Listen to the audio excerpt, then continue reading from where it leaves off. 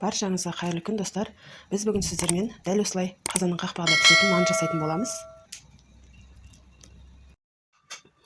Ең алдымен 250 мг жылы суымызға бір ас қасықты толтырмай ашытқымызды салатын боламыз. Жақсылап езіп, сұйықтықпен араластыратын боламыз. Және де бұған бір ас қасық шекерімізді қосатын боламыз. Енді осыны жақсылап араластырып алатын боламыз.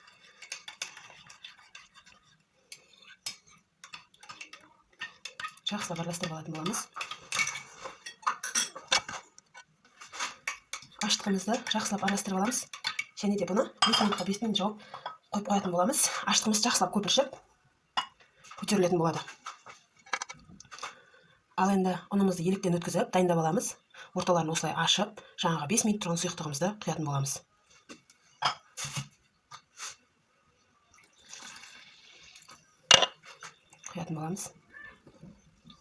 Қамырымызды жақсылап илеп алдық. Көріп тұрғандарыңыздай қамырымыз сәл қаттылау және орташа тығыздықта иленіп шықты.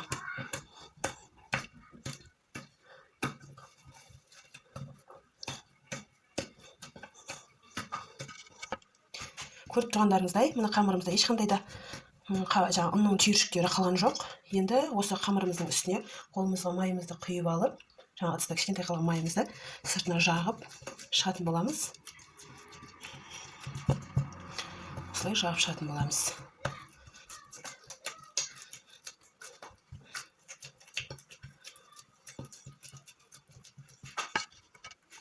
Қолмен осылай үстін бір-бірлеп басып шығатын боламыз.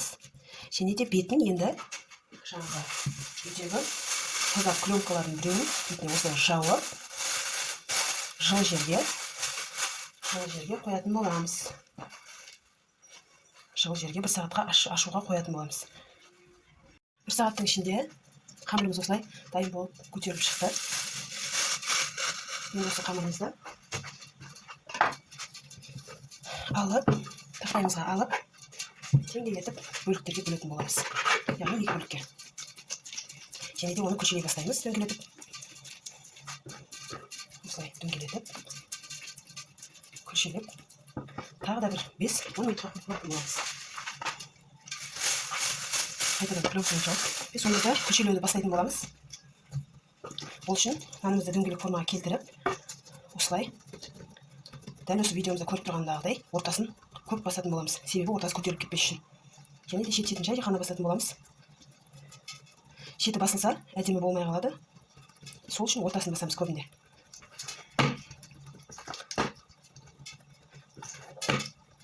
Үйлеріңізде нан ұрғыш болатын болса, ортасын нан ұрғышпен ұрған әдемі көрінеді. Яғни әдемі формасы келетін болады.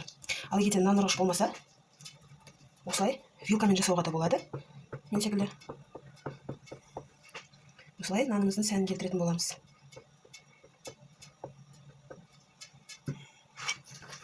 Енді нанымыздың келесі бетін аударып, жұмыртқамызды сары уызынан бөліп алатын боламыз. Ақ уызын бөліп, сары уызын бөліп алатын боламыз.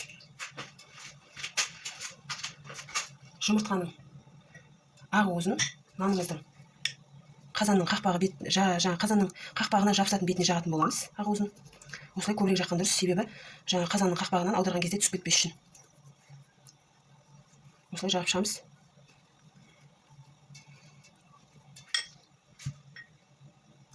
Енді қызып тұрған қазанымыздың қақпағын алып алатын боламыз. Қазанымыздың қақпағын осылай астына тостаған бір нәрсеге қойып, осылай қойып алуға болады. Абайлаңыздар, қолдарыңыз күйіп қалмасын, өте қатты тымыстық болады. Осылай нанымызды жабыстырып аламыз. Және де үстін тағы да басып шығатын боламыз. Нанымыздың осылай бетіне жағатын боламыз.